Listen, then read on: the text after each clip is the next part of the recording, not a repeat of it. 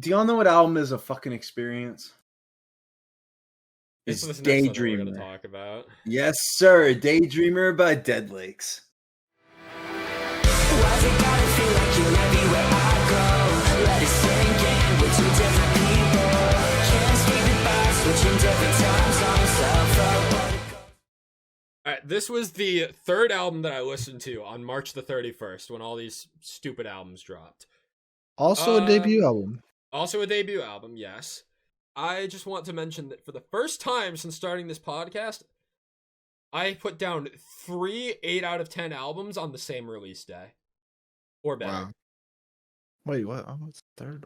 Oh, wait, I know what it is. I scrolled down. We'll get to number 3. This was the first 2 I was pretty sure about. This one had the potential to be incredible. And it is. I agree. This album's phenomenal. And then there's Justin. Keep going. We established this last Man. episode. Justin doesn't like this album because he didn't find this band. That's not True. the case at all. No, Shut it's your true. mouth. It's true. You're the one behind the paywall. I thought. Shut up. For some reason, just can't get a hang of the vocals. That I don't know hurts what it me, is. man. Yeah. When we got these singles, they were okay. Some are better than others, and I didn't really think much of it.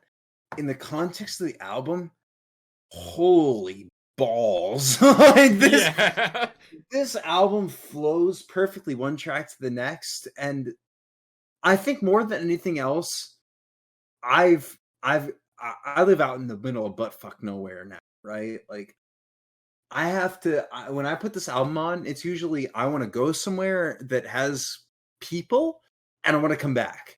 And it's long enough that I can do that. And in doing that, in driving to those places along with listening to the lyrics, this album's almost like a drive, like a late night drive. There are a lot of references to driving across this Yeah, album. exactly. And I think that all of what I love of this album abstracted away, it's perfect. I cannot find a single flaw with this album because I think it is good for any and every situation.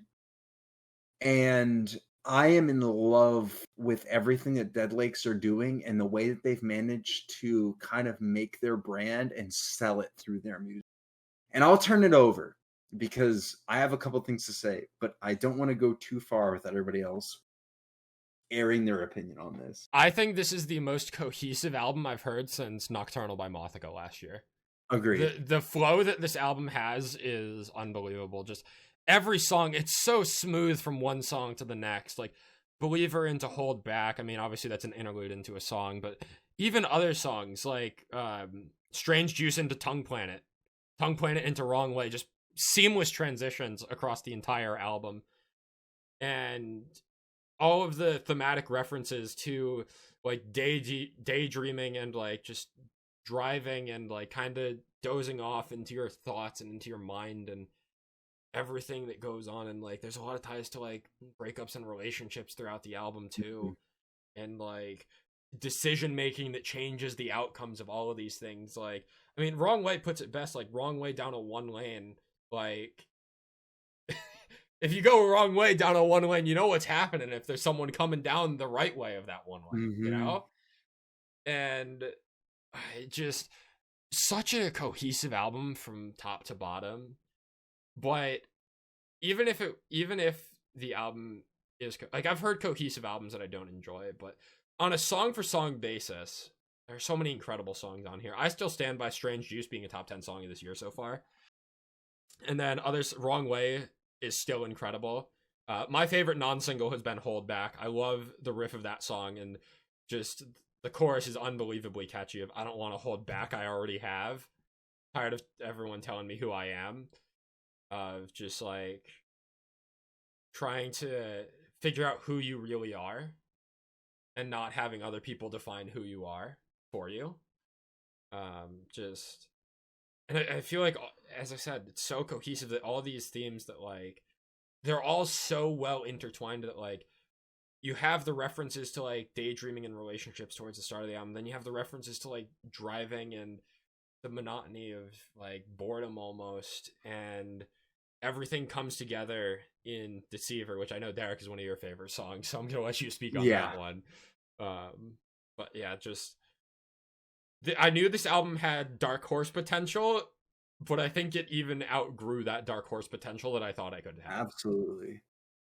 It's this all of it is a roadmap to perfection, and it's a roadmap to emotion. It's a roadmap to what I feel like is the pinnacle of vibey post hardcore. Like it. This wasn't even cup of tea. Right. Vocals, get off my ass. No, I won't get off your ass. You should like this. I spoke about another album that I think defines the genre that it's within, and this isn't it. As much as I wish it was, kind of thing. Like I feel like this should be a cornerstone album, but at the same time, it's earned its own place. I've heard a lot of fucking music. All right, like I mean, y'all know me. I've heard a shitload of albums, and I don't think that I have heard a single album ever that has been more perfectly suited for a night drive than this one. And it's sonically, it's lyrically, thematically, everything about this is just perfect. It friendly reminder, debut album, atmosphere. By the way. Debut album, by the way. Debut album is unreal. I mean, the atmosphere that this album creates, not only within the genre, but itself. Holy fuck. This is the type of quality that you expect out of a band that's put out 3 or 4 albums, let alone their debut album. I mean, I want to stop you for a second because you said genre and then earlier said Juan. You're losing my mind as you're trying to be serious. Dude, I am. I'm losing my mind trying to talk about this album because it is. I mean, it's. I have. Talk about Deceiver. Talk about Deceiver. Fuck, dude. Okay, never mind. The way that they deliver Hard to Love, I think speaks for the track as a whole. And not to abstract away the quality of the track and everything that it has to offer, but oh God. This album in particular deals with so many hard topics, and not even in a way that feels like it tugs at your heartstrings in a way that maybe a Too Close to Touch would or anything like that, but or Dayseeker. Yeah, and a Dayseeker, anything like that. But it still grabs the same subject material in a way that feels a little bit more accessible and easier to listen to regardless of whatever mood you're in, that it's not only listenable when you're feeling that way, but also playlistable. And I think that that's the strength of this album, is that it can make you feel something. But at the same time, if you just want to drive when it's 68 degrees out at midnight and the windows are down, you can do that too. You know, it's perfect. I truly, between every individual track and the way that each track transitions into the next, and the subject material and the lyricism and the instrumentation, given the way that the album is supposed to present itself, I could not name you a single flaw with this album. And that doesn't feel like a review as much as it feels like praise. But the fact that I can speak so highly on a debut album, I think really speaks to the level of talent that Dead Lakes have to offer. And this is truly, even if it's not a cornerstone album of what the genre that it represents, which I would more or less give post-hardcore, it is still a statement that I think that a lot of other bands who occupy the same space have to live up to, given the strength of the material on this album. This is unreal. I would have never imagined when I listened to this debut EP in 2020 that they would have gotten to this point so fast. I would have expected this 2 albums from now. 1 album from now is insane. And I'm almost scared that they won't live up to it on the next album cycle. You know, I get afraid when bands lead off this strong, but holy balls, is this incredible. How do you land this album as a debut? How do you do it? Nobody else could do it. No other I band. feel like I need to mention that like Dead Lakes feels like they're like very modern in the same way that like Picturesque feels like very in touch with That's a like good comparison. Absolutely. with like modern kind of subject matter almost, I guess. Yeah. Yeah.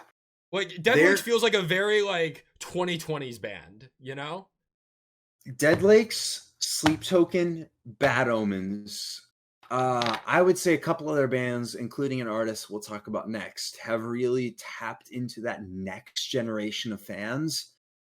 They are so much better off for it because I think that 5 years from now, we are going to be talking about Dead Lakes in the same way that we're talking about Bad Omens now.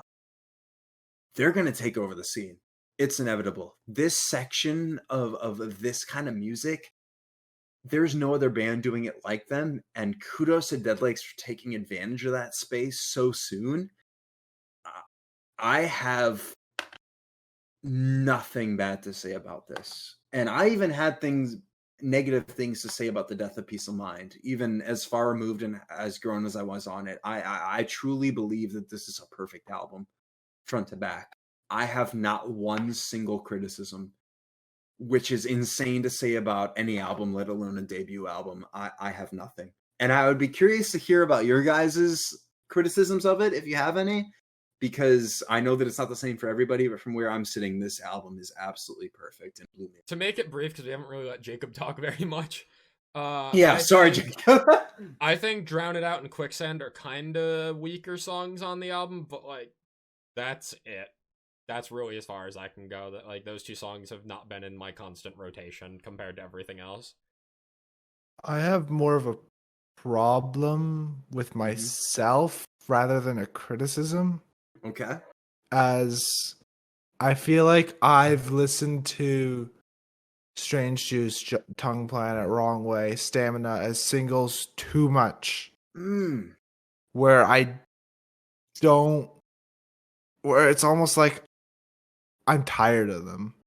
Ooh, okay. So I think that this is a... I'm sorry. And go ahead. it affects the whole listening experience of the album for me. And I really think I ruined it for myself. And Damn. I'm scared because I've kind of over listened to like the Sleep Token singles too. Yeah.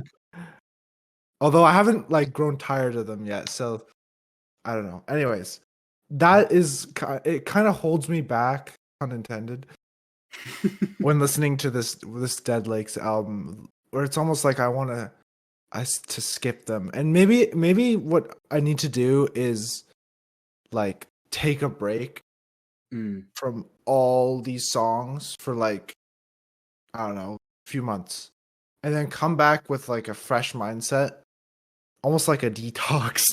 Yeah, exactly. Because yeah, it's really unfortunate. I over listened to Strange Juice, especially Strange Juice and Tongue Planet, I think. So that's interesting because you and I are the exact opposite. I didn't like Tongue Planet and Strange Juice at all until I got them in the context of the album. And I've been thinking about it a lot. It's because like something similar happened with The Devil Wears Prada last year, where with both of us, where we both didn't really like the singles and we both didn't give them much attention, and we get to the album and we love it. Right.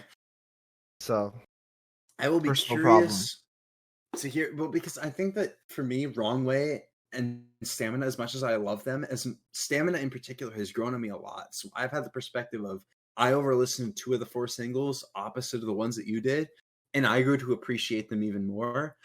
I think that if you took a break from it and then maybe a month or 2, I mean, this is a long ways away, 6 months, but maybe 2 months removed from, our album of the year list, if you revisited it, I think that you might have the same experience that I did based on what I know about our shared personal taste, because Good God. This is sitting, and I mean, I guess I said the same thing about Era in 2021. It ended up at like number 8 or number 9, but I'm like 15 to 20 listens deep to this album, and I am seeing it so solidly solidified at my album of the year spot that nothing on the books this year so far, including Sleep Token, as much as I love those singles, has even come close to dethroning it. I mean, this is truly just imagery, lyricism, sonically. This is perfect, and to have it from a debut album is blowing my fucking like. I mean, it's just unreal levels of talent from a band that I think over the next couple of years we are really going to see take over the scene in the same way that we've seen Bad Omens, Sleep Token, all those bands, TikTok or otherwise. They're going to fucking kill it because this talent is too good to go unrecognized.